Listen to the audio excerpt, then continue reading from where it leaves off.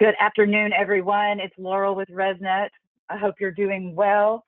Welcome to today's webinar, which is going to focus on the RESNET Chapter 9 Standard Update that will be taking effect January 1st, 2026. We've got most of our QA team here today: Joshua Anderson, Scott Doyle, Billy Giblin, Jordy Kimbrough, and Ryan Moore. We do have a really packed agenda today, folks. So we're going to wait and take questions at the end. We know there's going to be questions. If we don't get them answered, we'll loop back to you guys with some FAQ potentially on some of these items. Valerie is going to be following up with you guys with the recording, which will be posted on the RESNET YouTube channel, as well as a PDF of those slides. Hey, Laurel, we have just so you know, we have your camera. We do not have your screen. Oh, no. Well, that's a problem. Hey, we like seeing your face. Yeah, but that's probably not a good look. Okay. Hello, everyone. Now we can see the slide. Thank you so much. So without further ado, we will go start with the agenda. Mandatory tracking of QA reviews in the RESNET database. Changes to disciplinary section. Eligibility for remote field QA. Again, 3 topics, but a lot to cover today, folks. Billy, I think you might be up next. Hey, everyone. How you doing? Thanks for being here today. So the main thing with this entire addendum 75, or there's many main things, but from a timeline point of view, with regarding all changes to Chapter 9 brought about with addendum 75 is that the voluntary compliance date is behind us. It was July 1st, 2025. And the mandatory compliance date is coming up January 1st, 2026. So it'll be important to get our heads wrapped around all these changes and be ready to roll here in about 3 months. Next slide. So one big change that I'm pretty focused on is 904 3-2-1 and 3-3-1. They're pretty much mirrored. One's for file and one's for field QA reviews, but sorry. The checklist shall be used for all file QA file reviews. That's been in place now for, since I think July of 2020 with addendum 30. But the scoring of the checklist is used to determine pass fail. And one, I think, big change is that data from all QA review checklists will be uploaded directly into the RESNET Buildings Registry. So ongoing with spreadsheets and such, you were free to either upload it to the registry with the ratings, or you could keep track of them, in your own records. And now the change will be that we are to collect all the data directly from all reviews in real time. So the data is all minimum rated features required by ANSI and NHERS. I see MNHERS is still in the addendum. And these next 2 sub bullets here are key. So these are echoed again in 904 3.3.1, 1 and 2, which are rating providers must use the RESNET QA application app, also known as an app, to complete all QA reviews for file or field. Or if you want to incorporate it into your own tool, which is totally cool, if you have your own QA tool, and then you make use of the API through that tool, you must receive prior written approval from RESNET for any alternative formats. So that would be your own tool. In the current version of the QA review checklist, before they are allowed, alternative formats are allowed to be used for QA reviews. So that is going to be key. So actually, we just go to the next one. We'll cover a few more. Cover in the next slide first. Sorry for my boring all word slides. So 903.121, RESNET is responsible. This is our responsibility now for the implementation This is primarily all new stuff. So for the implementation of the QA review checklist, we shall review and approve any alternative formats in the current version of the QA review checklist before a rating provider is allowed to use any alternative formats for QA review. So that's kind of redundant, and that actually comes earlier in the standards, but it's kind of telling our responsibility. So alternative QA review checklist formats approved by us shall meet the following requirements.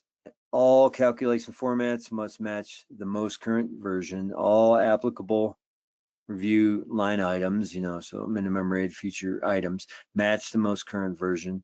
And all data fields must be mapped correctly for transmission and storage in the registry. So that gets more specific on the things that have to be created in a QA tool. And if one is to create their own QA tool and use the API, all the calculations need to match, all the minimum rated feature items need to match, all the instructions need to match, all the scoring matrix and all the ways of scoring need to match, and then it has to be mapped correctly with mapped correctly so that it'll go through the API and be uploaded to the registry / Kibana actually. RESNET must maintain a data archive of all QA reviews. So the best way to do this will be all through apps and APIs. Spreadsheets will no longer be happening. So next slide. So version 8, many updates have happened. I think we talked about these, maybe some, I can't remember, in the last quarterly QAD webinar. So there is now a sampling QA tab that's had significant updates to mirror or to better reflect the sampling standard changes that have happened. And that tab will be, the plan is that will be live via the app and by the 1st. And so if you are creating your own tool and you do not have it all dialed in for the sampling tab by that 1st, then you would have to use the app for all sampling process QA. 301.20.22 minimum rated features, additional features have been added, and the scoring kind of instructions have been updated to cover new minimum rated features in 2022. HVAC grading, we've changed the way that scores and brought down the number of points to kind of better weight it to the overall tab, for the overall QA review, especially for field. It had way too much points before, and now it's much more reasonable. There are field specific instructions. So for the field and pre-drywall, we kind of took away things that would really refer to needing to look at the model, because for sake of field QA of an RFI officially, you don't have to look at a model. So field specific instructions now are really catered to what you can see and do in the field, and then you can really submit it from the field and be done with that field QA review. And then everything file related will be under those file QA tabs. And then Energy Star and Zero Energy Ready Home checklist, we have created those for single family and multifamily. Every QA checklist that's available right now. Indoor Air Plus doesn't have anything to quite yet completed, so nothing's up for them yet. But those checklists hopefully will be live as of the 1st of the year too. We're gonna have to prioritize what can be done by the 1st, sampling QA tab being the biggest priority. Hopefully everything will be done by the 1st. And there's a lot more updates and things happening inside the instructions and some of the scoring matrix, whatever the plural of matrix is. Okay, I just want to thank all the staff advisory committee, around 22, I think QADs mostly, and some folks from the software providers really helped guide and make these changes. We had 5 different task groups, and a lot of people did a lot of work and gave a lot of volunteer time to make this a better tool for all. And I think, this was built by QADs. So that's really made all the difference hopefully for the use of all QADs in RESNET. Next slide. This is my last slide. So we're gonna be talking a lot about that version 8 and all the changes. I think we'll have some more educational webinars just on the use of the new version and kind of all the changes, at least in the Q4 QAD webinar and likely another webinar or two to really help people be ready to use this. You can also email me with questions along the way. The app and the API, the app, it's current every time you open it. So on the first of the year, when you open the app, it will be version 8, hopefully completely, but definitely most of the updates will be in there. So every time you open the app, it should be current in the current version. If you want to use the API with your own tool, again, these will need to be approved.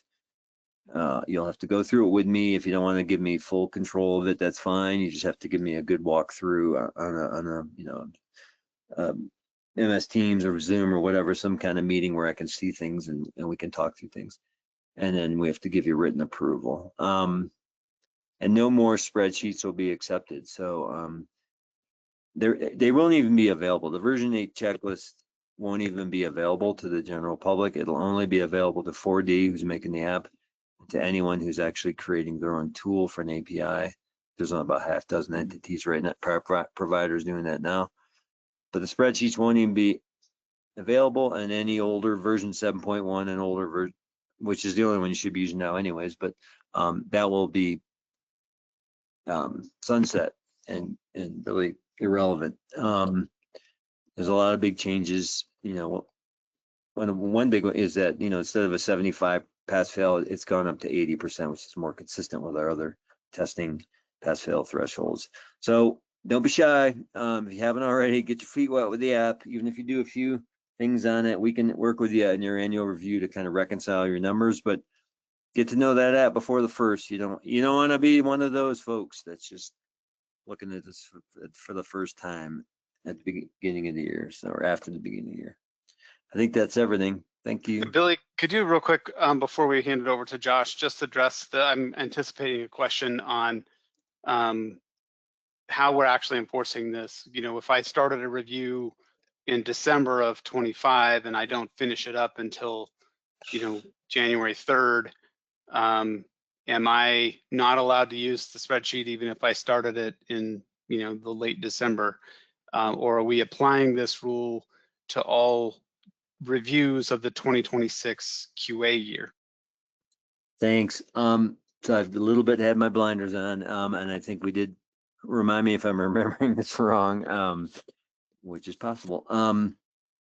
But I think we did say that if you're wrapping up something from 2025, if you're wrapping up QA reviews from 2025 that will count towards 2025, then use of the applicable version of the spreadsheet, and you'll have no spreadsheets beyond 7.1, can be used through that first quarter.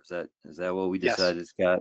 Okay. Yes, and so I just want to reiterate then, from our team's perspective, all of the QA for calendar year 2026, all the reviews that count for that year, we will have the data for it. So we're going to be able to look at our database and see every QA review that happens for that calendar year. There will be no QA reviews that aren't in there.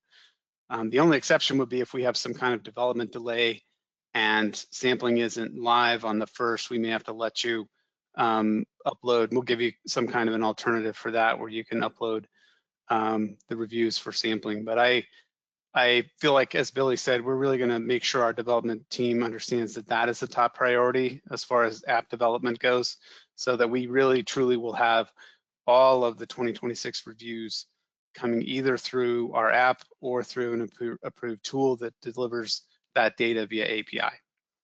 Yeah, that's a good point. And yeah, I'm sorry, I kind of forgot about that, the last quarter or that, that first quarter of the year with regards to 2025 QA reviews. But I mean, the reality is we still, I think, will move to, if I don't expect this, I expect version 8 will be live before the first. at least most of it, if not all of it. And so that's what it'll be in the app. But if for some reason we're still on 7.1, I mean, 7.1, you would have to use the app in 7.1 if that's all it's available on the first. And that's been available for over a year now to cover you for QA reviews for rem rate ecotrope, energy gauge, and final QA reviews and pre-drywall QA reviews. So that is already functional and there, but the sampling QA tab, once that's in the app, that's then really everything is available. Every type of QA review can be done in the app or API. Our goal is that we'll be in version 8, hopefully complete version 8, or at least most of version 8 by the first of the year. Thanks, Billy. Thanks all. Yeah, you can move to 8 and we'll turn it over to Josh. Good afternoon, everybody. The next couple of slides, we're just going to go over the changes to the disciplinary action section of this chapter. What I did not do is give us the full text of these sections, so I really recommend, if you haven't already, you take some time to read it in detail, and if you have any questions about any of it, of course, reach out to us and we're happy to assist. The first section here is the changes to the disciplinary actions against a rating quality assurance provider. There weren't a lot of significant changes to this section. It was mostly housekeeping to correct subheadings and language that were impacted by the changes elsewhere in this addendum. One change that was notable was HERS modelers have been added into these sections where previously HERS raters and RFIs were the only thing listed. That's not a new requirement. QA has been required for HERS modelers since they were first created, but now the language in Chapter 9 reflects HERS modelers as well as raters and RFIs where applicable. That's really the bulk of the changes, for the quality assurance providers. Nothing significant different from previous revisions. We can go to the next slide.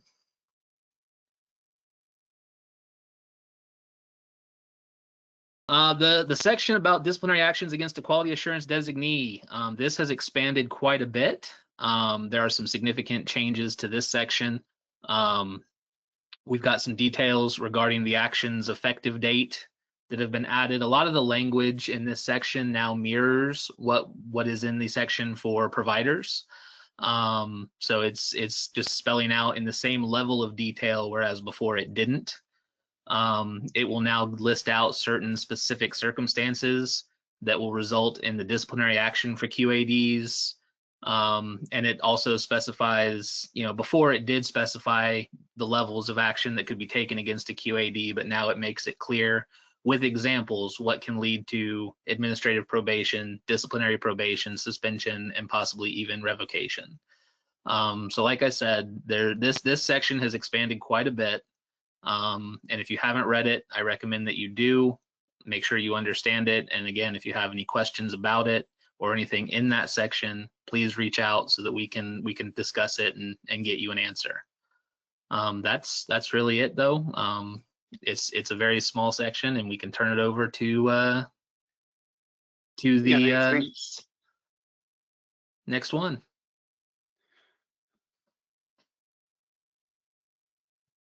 Yeah, so a couple of definitions that were added that I think you'll see is pertinent to the upcoming section that I'm going to cover. One is the certification period. This is largely in the context of raters and RFIs qualifying for remote QA field inspections.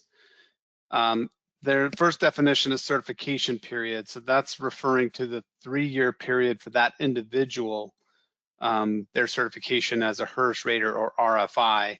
So everybody's kind of got their own timelines. It might be, from June 12th of 1 year, and then 3 years into the future, their certification period would be over.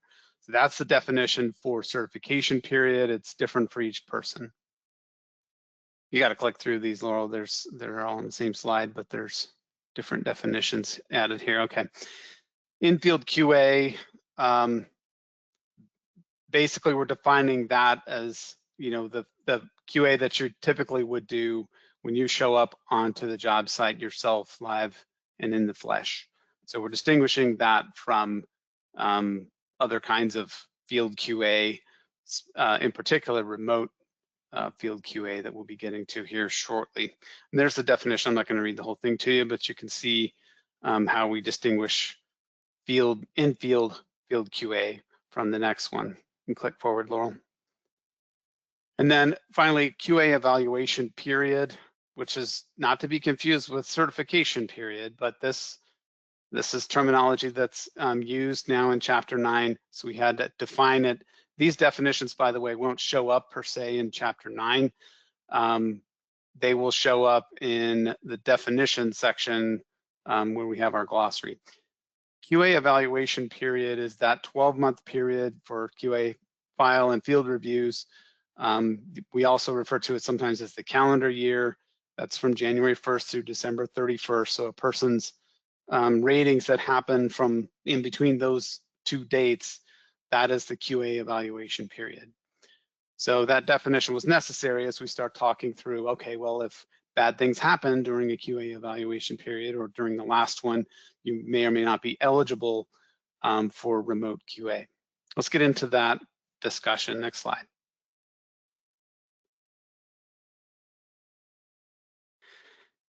So this is a really dense section that's been added. If you haven't looked at it, you need to give this a chance. Don't look at it when you're at the end of your workday and your eyes are crossed. Make sure you're ready to digest because there's quite a bit in here. And I'm going to do my best to cover this. We're going to cover it a couple different ways. I'll show you in kind of flowchart format. We'll show you what the text actually looks like from the standard. And then we'll wrap up when Jordy's going to show you that we've hopefully got a tool that you can use to try to work through the decision tree. But I'll preface by saying you could think of this kind of in three categories to qualify for remote QA. Maybe the first thing I should say is that the committee members approach the development of this section with one overriding thought, and that is that remote field QA is a privilege to be earned, not necessarily a right that everyone has. So with that in mind, they started developing some criteria for how would you earn or demonstrate that you're an individual who should qualify for remote QA, because in-person QA has some things to it that maybe are a little bit different. It's a little easier to do mentoring. It's a little easier to stop and do training if that's necessary. You might be able to use some other senses, like, oh, this person left a bath fan on and I can hear that because I'm in the home with them. Maybe I wouldn't have been able to hear that if I was remote. So for those reasons, there was some intent to distinguish between these two things. So here's how we're kind of thinking of the big picture. There are provider requirements that have to be met. If those aren't met, then there is no remote field QA happening under that providership. There are individual rating field inspector or rater requirements and experience for that individual that have to be met. If those aren't met, you can't do remote quality assurance on that person. And then finally, there's also an evaluation of the quality of that person's work going back in like the recent year before, as well as have we done field QA on this type of rating in the past. Next slide, Lauren. So I know this is pretty small. I'm going to go through each of these kind of flow charts individually. This is sort of an example to show you, like, there's a decision tree for each of these categories. The individual's experience, can we determine if this person meets the eligibility criteria? The quality of their work, there's some things to analyze there, their average scoring, et cetera. And then for this type of rating, have we evaluated this type of rating live and in person with previous field QAs? And if not, then we're not going to be able to do a remote field QA in this instance. Let's break each of these down. Next slide.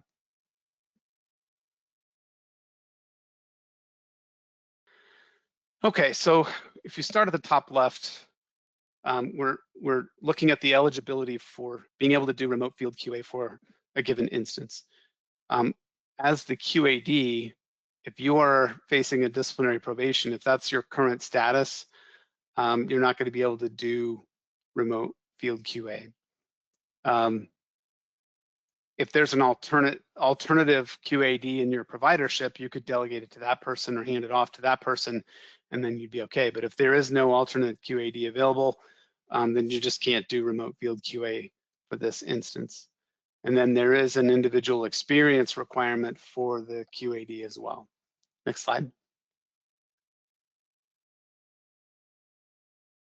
There's kind of the overall provider requirements listed here. The rating QA provider has to track all their QA in the registry. Well, keep in mind this was written or drafted at a time when that wasn't going to be mandatory, but it will be mandatory, so everybody should be able to easily meet that going forward, but you might not have met it for 2025. So you'll see when we're evaluating, could I do a remote QA in first quarter of 2026, and I have to look back at the QA reviews that had happened in the past, those needed to have been tracked in the registry, so they're all there. That gives RESNET staff the ability to do some oversight to determine if you made the right call and whether you decided to do remote field QA or not.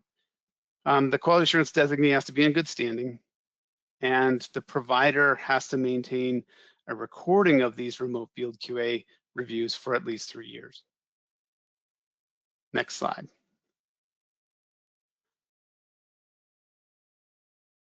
So this was the flowchart for individual experience. That's one of the 3 kind of big buckets we're talking about to qualify for remote field QA.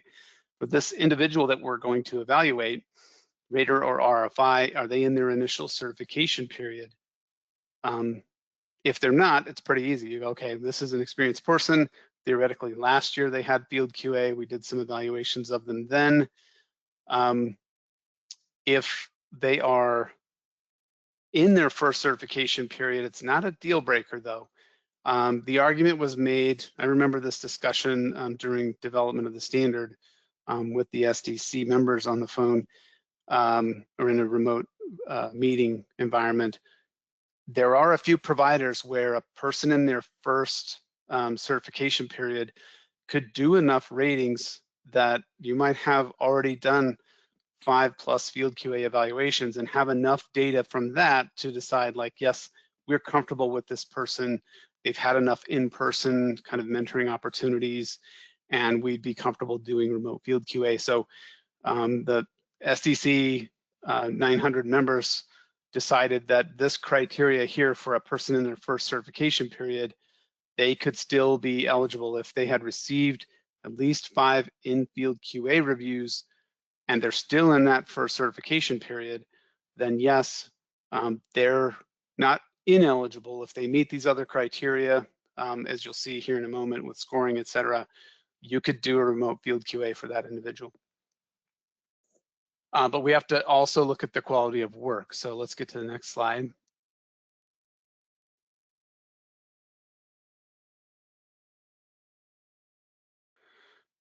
Okay, this one's covering an individual experience.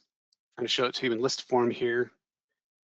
If they're a brand new rater RFI, it's their initial certification period. So those first 3 years, since we just defined initial certification period as that 3-year period when they first got certified, they either have to complete that initial certification period before they become eligible, or you've done 5 in-field QA reviews and those were successfully completed with that same rating QA provider.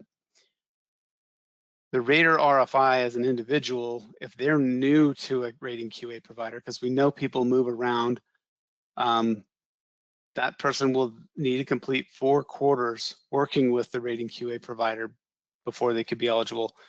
Or again, if they're they're in a really high volume environment, then you might have the ability to do enough in-field QA with them to qualify them. And for that case, it's 5 in-field QA reviews that have been successfully completed with this new rating QA provider. Next slide. Okay, so evaluating the quality of their work, picking that back up. You've got an individual rater or RFI. You've got to look at their previous QA evaluation period. Remember, that's why we defined that. So we're looking at the previous calendar year. The reviews that were done on that individual in the previous calendar year need to score greater than or equal to 90% on average. So they can have one under and several over and maybe still average out to greater than 90. If they don't, they're not eligible for field QA. If they are, then you also need to make sure they have not failed QA reviews. So this is like if they've failed more than 3 failed QA reviews, likely you're not going to be able to get to an average score of 90%. But in the event you had enough of them that maybe somehow you still averaged out over 90, that's the other deal breaker, is having more than 3 failed field QA reviews in the current QA period. But the big difference here is that says current QA period. So the top diamond shape up there is looking back at the previous year. This one is looking at the current period. So maybe you were doing pretty good in 2025, but you've failed multiple QA reviews in 2026. You don't get to be eligible for remote field QA in 2026 because of that, even though your average score was good in 2025. So I know that might be a little bit confusing. We're referring you to 904-3317 if you want to look at the options there when somebody meets that specific criteria. And then the next thing you do from there is looking at the type of rating. Next slide from here. Oh, I'm sorry, one more on the quality of work. Just summarizing that. You were on the right slide, go back. Down, there you go. Previous QA evaluation period, just to summarize that again, the average QA score over the previous QA evaluation period, so that's looking back at the previous year, is greater than or equal to 90%. So if I'm trying to determine if somebody's eligible for remote QA in 2026, I've got to look back at their average scores from 2025. And I've got to look at their scores for 2026. If I've already done some remote QA or some QA reviews of any kind, they need to have failed less than 3 in that current year, or they're not eligible for remote QA going forward for the rest of that year. You got to have at least 1 passing field QA in any case. So another way of thinking of that is, it's January 2026. Can I do a remote QA on this person? Probably not, because you haven't already done a passing field QA in person with them. So in any case, you're doing the first one of that year is live and in person before they're even eligible for remote. Next slide.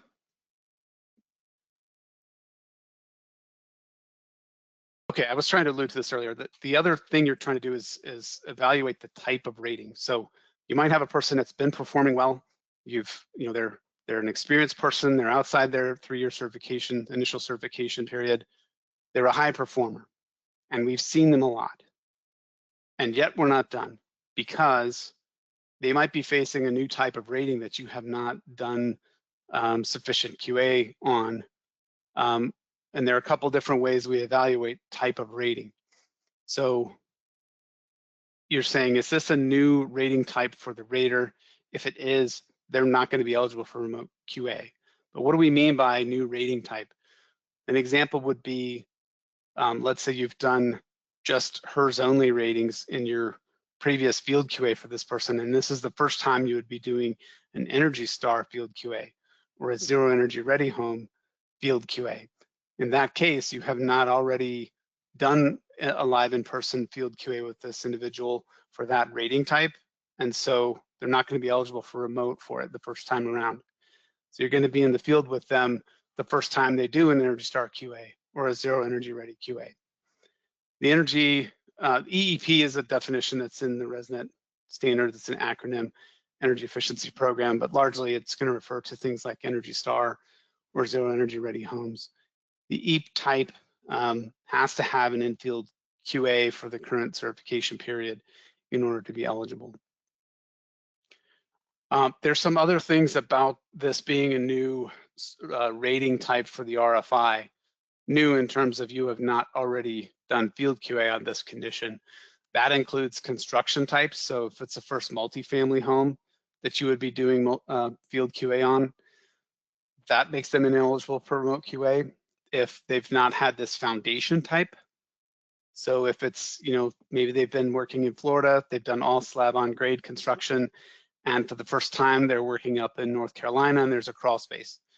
That's a new rating type for them according to this criteria, and you would not be able to do remote QA, remote field QA on that home, being the first time they are exposed to this new condition.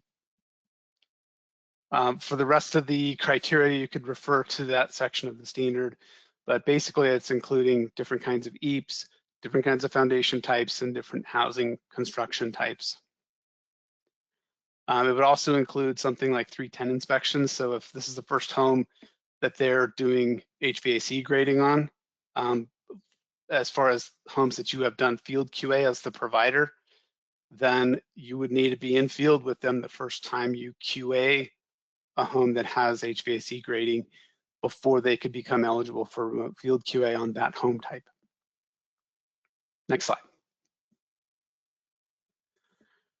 So again, this is just kind of listing it out, the individual experience criteria here on the left, the rating type listed here as far as EEPs. That includes Indoor Air Plus, by the way, since that program also does have a QA requirement in their new home certification organization structure. So that's just a different way of listing the same information I just covered. Let's go to the next slide.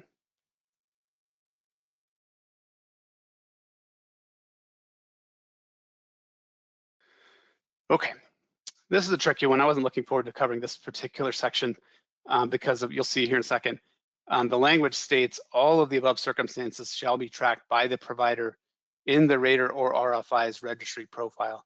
And I would have liked, by the time we delivered this webinar, to tell you that we have this solution automated already.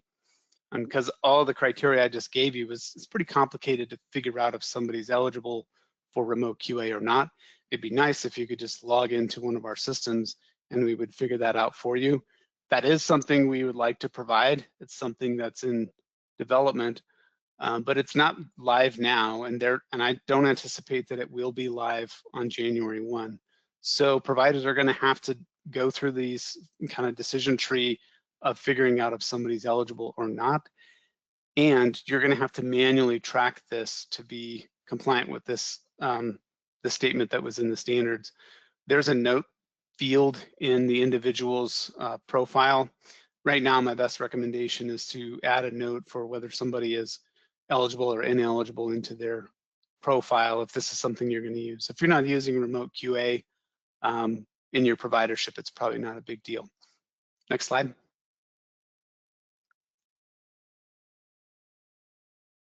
So if the person is ineligible because their average QA score is less than 90%, they're going to get a notification from the provider. So you have to notify them you're not eligible for remote QA. We looked at your average for 2025 and your average score is 85%. Therefore, you're not going to be eligible. The rater can regain eligibility, rater or RFI can regain eligibility. And that's what we're going to cover here in the next couple of slides. Here's what they have to do. They need to submit a written statement of their proposed process improvements. And that has to be approved by the QA provider and reported to RESNET. They've got to raise their average QA performance over 90% in the next QA evaluation period. And the QAD who's responsible to perform their remote field QA cannot be subject to any disciplinary probation or suspension. So that's basically the plan that they would put in place that could get approved to let them regain some limited eligibility for this. Again, something that is viewed as a privilege. So keep that in mind. The authors viewed this as a privilege that someone would have to demonstrate they have earned. Next slide, please. Okay, so their written statement of their proposed process improvements has to include some minimum things. It has to include a summary of the issues from their past QA reviews that negatively impacted that score. Description identifying what aspects of their process created this deviation from our standards. So we basically know that they understand how they got here. Here's how I ended up with an average of less than 90%. Then an action statement that's detailing how they're going to basically change their processes, procedures, data collection processes to realign with RESNET standards. So we know this is how I plan to come back into compliance. And then a stated date upon which those improvements are going to be implemented, dates and descriptions of any planned training activities supporting those improvements. Next slide.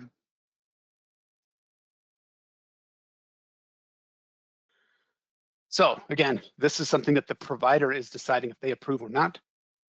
If their written statement is approved, they can reinstate the rater or RFI immediately under something called a one-time remote field QA probationary status.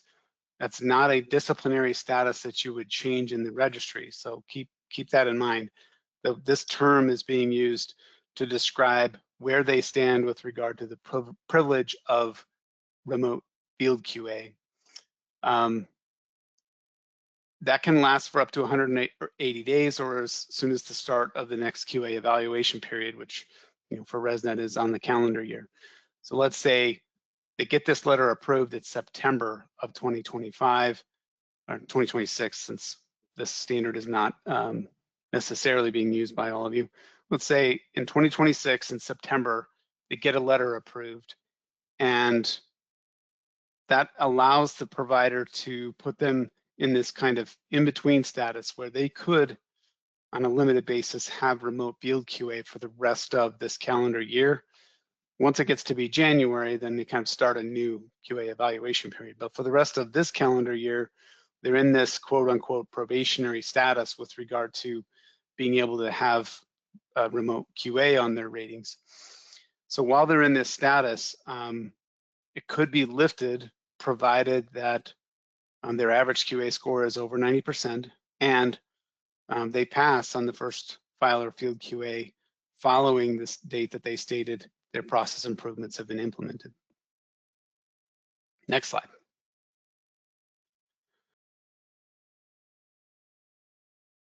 So by the way, if they make this statement, here's my plan, and then they don't meet those conditions, they're losing access to eligibility for 100% remote field QA until those conditions have been met under the next QA evaluation period, which is the next calendar year.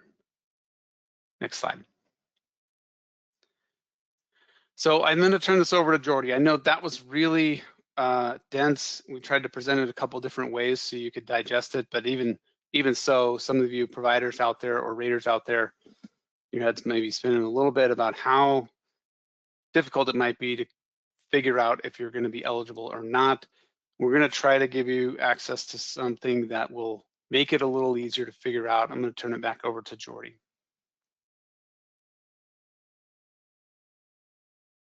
Yeah, so in anticipation for this remote field QA, I've been working on a Excel spreadsheet tracker that y'all can use going forward to really just help automate and understand where individuals are as far as whether they are eligible for remote field QA or where they may be deficient, what's causing them to be ineligible.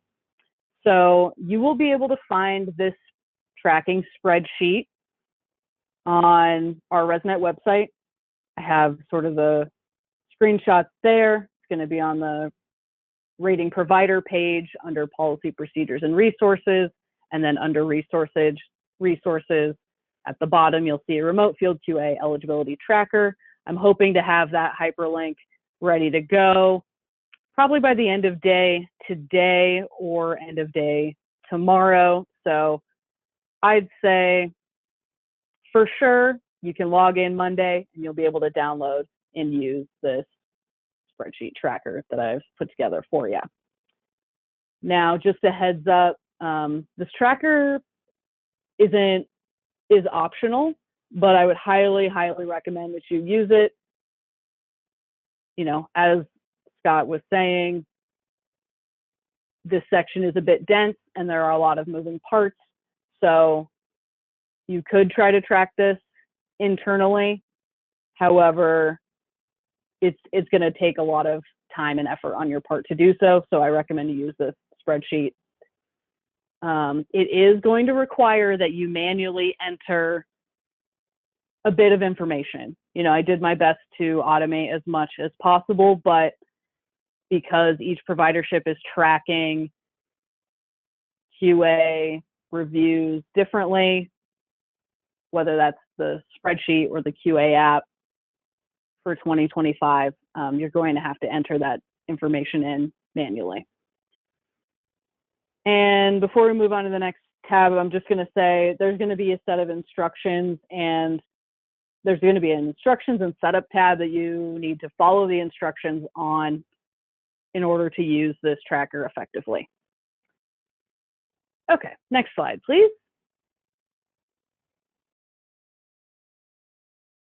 Not much on here, but I do want to just make clear that this spreadsheet is built upon the assumption that version 8 of the QA app is going to be live January 1st.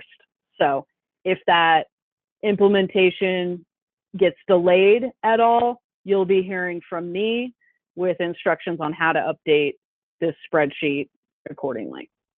And that's largely because version 8 of the QA app has a higher passing percentage threshold. So it bumps passing up to an 80%, and I believe it's been 75 prior to that. So just a heads up there. Okay, Laurel, if you want to go ahead and give me presenter access, I will just do a quick showcase of this tracker that I put together for you. Could someone confirm that you can see my spreadsheet? Yes. I confirm. Yeah. You got it. Okay. Okay, great. Like I said, I'm just going to kind of do a higher level review of this. As you'll see down here, there's an instructions and setup tab. I'm going to do my very best to make it super clear how to use this spreadsheet. There will also be instructions on this eligibility tracker tab and this QA log tab. I'll just give you a quick peek there. So there's instructions in here that pertain specifically to the columns shown below. Hopefully that'll answer any questions you have. If not, of course, feel free to reach out to me and I would be happy to answer those questions for you. So again, in here in gray are instructions, same on this QA log tab. Up here in gray, you're going to see instructions that should help you use this spreadsheet.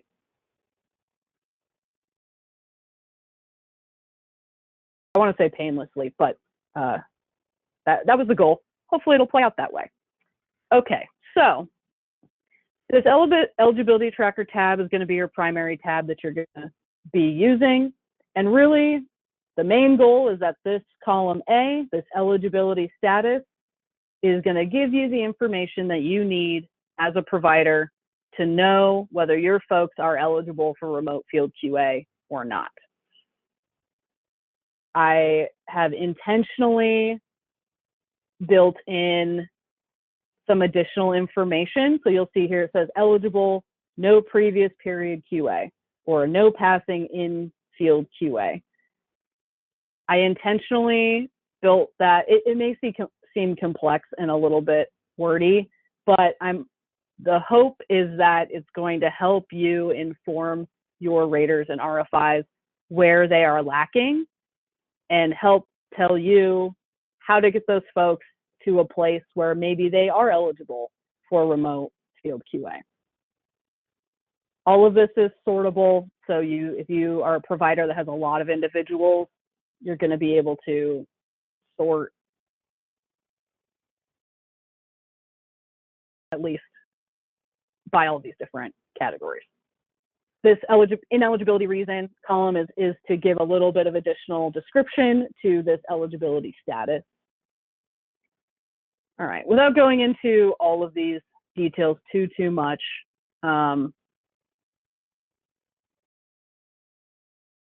what I do want to mention is any header that's colored in green is a formula automatic calculation column. Any headers that are in this blue color are going to require that you as the provider manually enter this information. The headers that are in purple may or may not be applicable to that individual. So you may or may not have to manually enter information into those fields. So you'll see there's provider, rater, and really I should say rater or RFI profile details. So this is information specific to that individual. It includes their current certification period, because as Scott mentioned, there are requirements or limitations based on their certification period, whether it's their initial certification period, and then you also need to show the initial service date that that individual joined your providership, because again, there are requirements or limitations based on how long that individual has been in your providership. Scrolling over, you'll see there are calculations and details on the field QA count for the previous evaluation period, and it lists those dates right there. So in this situation, it's going to be for the 2025 QA year. That's your previous evaluation period. It's going to show you your average QA percentage for that individual, and it's going to show you how many field QAs are counted towards that individual. Scroll over some more, you'll see the current evaluation period. So for the sake of this spreadsheet, I set that for the 2026 QA year. It's going to show you, field QA count, how many QA reviews are failing, because as Scott mentioned, if you fail 3 or more QA reviews in the current evaluation period, that individual is ineligible for remote field QA. We're going to show you the running QA average for that current evaluation period, so you can kind of track and see where your folks are throughout the year. If you've got somebody who is a little bit lower on their average, you'll kind of have an idea ahead of time, whether that person is going to be eligible for the next QA year for remote field QA. I'm not going to dive too much into these columns here. They're all calculated. They all feed into this eligibility status column. And then over here, I also have a section where you can track folks who are trying to reinstate their eligibility for remote field QA.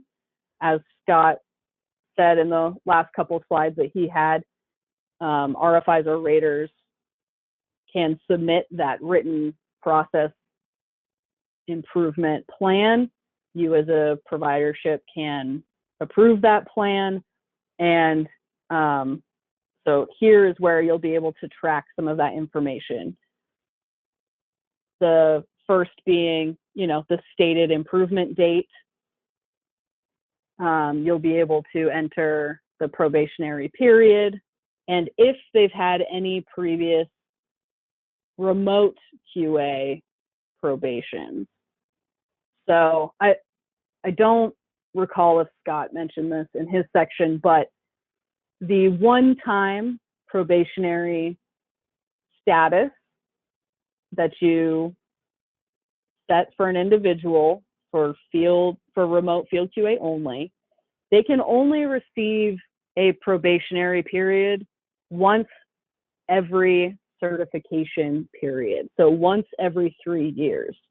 This is not something that an individual could submit to you a written statement for process improvement every year in order to reinstate their remote field QA.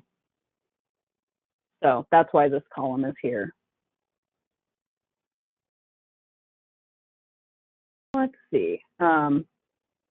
This average QA for the probationary period will populate. I found an error that I need to correct before this spreadsheet is live.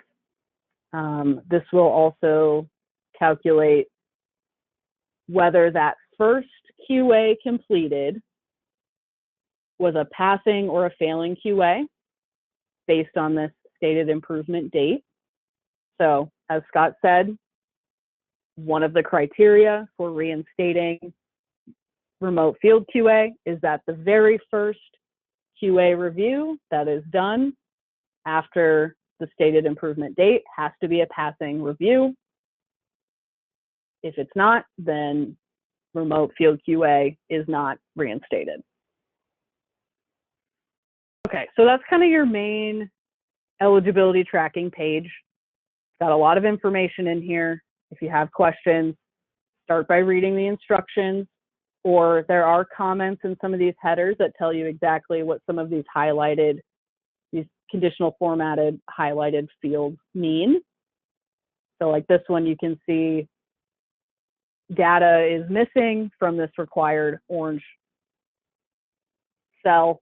So you need to enter information into that in order to ensure that the eligibility status is accurate. So check your instructions, check these comments, check the instructions and setup tab first. If it still is gibberish and makes no sense to you, then send me an email and I'd be happy to help troubleshoot it with you. Okay, in order for all of that information to populate on the eligibility tracker, here on the QA log tab is where you need to enter your 2025 and 2026 QA review information. Again, all of the headers in blue are going to be information you need to enter manually. The headers in green are going to be automatically calculated and filled based on the information that you enter in the blue headed columns. So all of this is pretty straightforward. One thing I will highlight here is if you receive this error, it says non-compliant QA method, what that means is you either selected or used the wrong option to complete this QA review based on your QA review date. Maybe to say that a little simpler, in this specific example, the QA review date was January 1st of 2026, and you indicated that you used the spreadsheet version 7.1 for that review. Well, all reviews completed after January 1st of 2026 need to use the QA app. So this is just telling you, hey, you either picked the wrong method or you used a non-compliant QA review.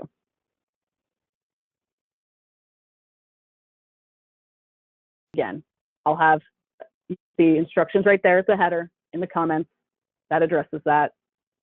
And there are instructions up above the column headers as well. Okay, I took us to exactly the last minute of this webinar, so I'm not sure that we have time for questions. Hopefully this was a good quick overview of what you can expect from this eligibility tracker, and hopefully this is a useful tool for you all until we can get this all built into the registry. Yeah, that's a good segue, Jordy. Thank you. I was just going to reiterate that once we are implementing the requirement on the first of the year, that all QA reviews are being transferred to our database, then we will have the information to populate. Probably we're going to do it as a dashboard in Kibana for you guys to see, so you won't have to manually fill this all out. But recognizing that we need to provide some better tools for implementation on January 1. I really want to thank Jordy for putting the work into creating this, so you have, this is not as good as it's going to be when it's all calculating for you, but it sure is going to be a head start versus doing this from scratch, every provider creating their own. So thanks for putting that work in, Jordy, to create this tool. I know we spent an outsized amount of time on eligibility for remote QA. In my opinion, that's not the most important change here. It's just the one that takes the longest for us to explain. So I want to reiterate, I think the most important change is that on January 1, everybody is going to be required to use the RESNET QA app, or you're going to be using an approved tool, and that tool will be submitting data from every review to our database via API. Laurel, do you have a large number of questions? I can imagine, as complicated as some of these subjects are, you may have a bunch of them. Not too many, but I will make sure that they get to all the QA team members. And I, again, appreciate your time so much today to listen in to this webinar, and the QA team is absolutely rocking it. So thank you guys so much for all of your hard work as well. So again, I think you know how to contact all of us. So if you need anything, just reach out. All right, thanks, Laurel. Thanks, If you've got everyone. questions that Thank people you. need answers to, forward those on to the QA team from the webinar today. We'll follow up. Absolutely. Be glad to. Thank you guys. Enjoy the rest of your week. Thanks all. Thank you.